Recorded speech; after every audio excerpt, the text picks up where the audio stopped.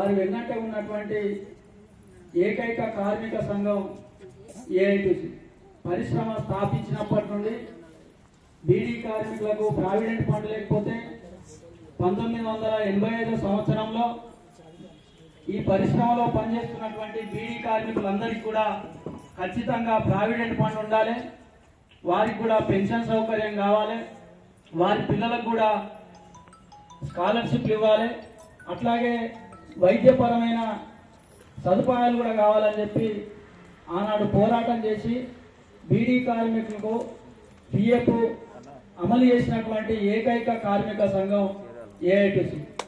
నాటి నుండి నేటి వరకు నిరంతరం కార్మికులకు తునికాకు సమస్య వచ్చినా, కూలీ రేట్ల సమస్య వచ్చినా, లేదంటే పరిశ్రమలో ఎలాంటి సమస్యలు వచ్చినా ముందు నిలబడి కార్మికుల సమస్యల పరిష్కారం కోసం ఈరోజు ఏఐటీసీ కృషి చేస్తూ ఉంది.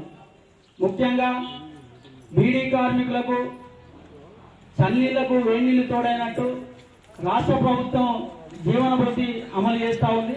కానీ ఆ జీవన భృతి ఏదో కొద్దిమందికి వేస్తూ ఉంది.